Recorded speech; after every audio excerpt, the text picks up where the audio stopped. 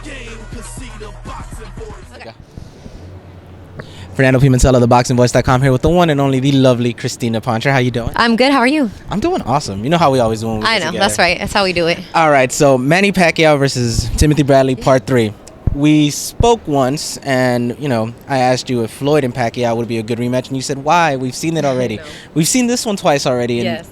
both times everybody thinks Pacquiao won. Why are we seeing this one again? Well, I thought the same thing, too, when I said, why? Why are we doing this again? But you know what? The more and more I thought about it, the more I've talked to the fighters and the camps, the more I think this is actually going to be the best fight of the 3, in my opinion. I think Teddy Atlas was a great change for Tim. I think he's brought out a motivation and a fire that I hadn't seen from him in a while.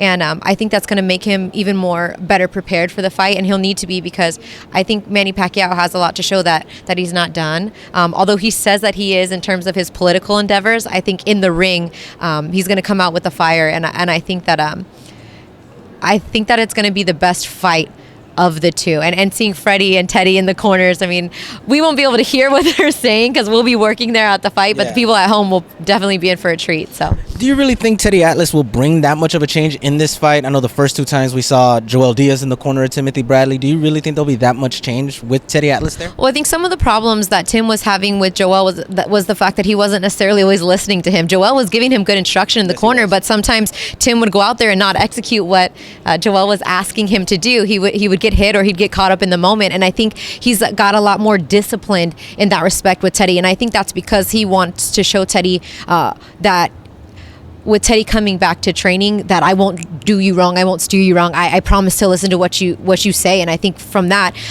we will see Timothy Bradley pay more attention to the corner and maybe work the body a little bit more. The things that he's going to need to do. He's gotten injuries in both of the first 2 fights. I would love to see an injury-free fight from Tim Bradley against Manny Pacquiao, and hopefully that's what we'll see April 9th. Do you think this fight lost some luster considering the fact that Tim vacated the WBO belt?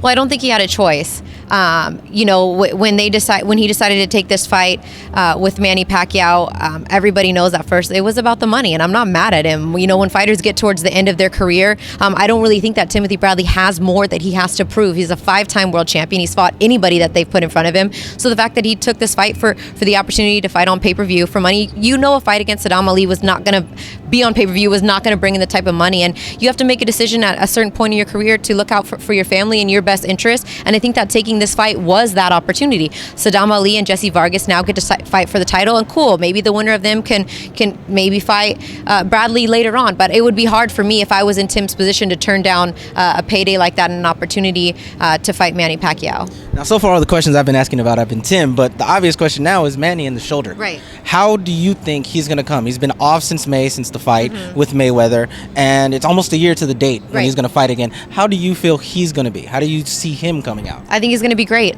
I think he's going to be 100% ready to fight in great physical shape, in great mental shape. And I don't think that it's going to hold him back at all. I really don't. He's back to playing some basketball, even though Freddie doesn't like him to do that. I think those are the things that keep him loose, and I don't see it being a problem.